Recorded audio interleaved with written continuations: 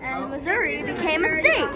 But it also said that no new slave states could be held above 36 degrees 30 minutes north, which is about the top of Oklahoma.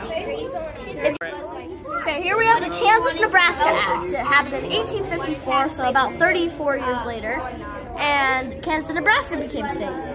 But it also said that Kansas and Nebraska could vote on whether they want to be slave states or free states, the people.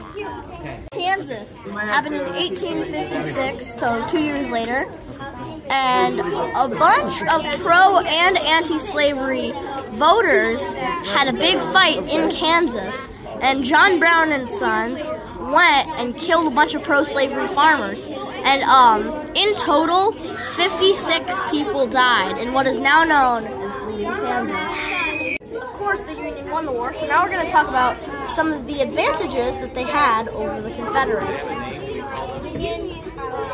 4 slave states stayed in the Union during the duration of the war. And those states were Missouri, Maryland, Kentucky, and Delaware.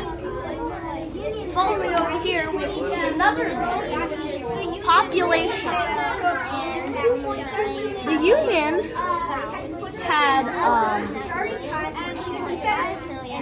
Union had 22 million people, and the Confederates only had 9 million people, and 3.5 million of them were enslaved. Wow. Now let's talk about soldiers. These are our soldiers. Each one represents 100,000 soldiers. The Union was able to raise 2.2 million soldiers. So each one was 100,000, which that adds up to 2.2 million. Mm-hmm. Yeah, it doesn't look like the other side had very many, huh? The Confederates only raised 900,000, so less than half the amount. See, each one's 100,000? Yeah. So 1, 2, 3, 4, 9. So follow over here, we have railroads. Railroad by 1861.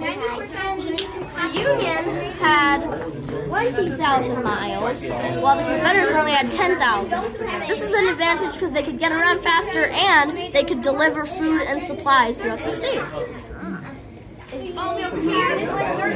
American manufacturing in 1861.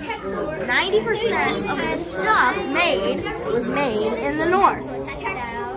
In fact, the North was able to make 32 times more firearms, 13 times more iron, 17 times more textiles, which is like clothing, and 30 times more shoes and boots.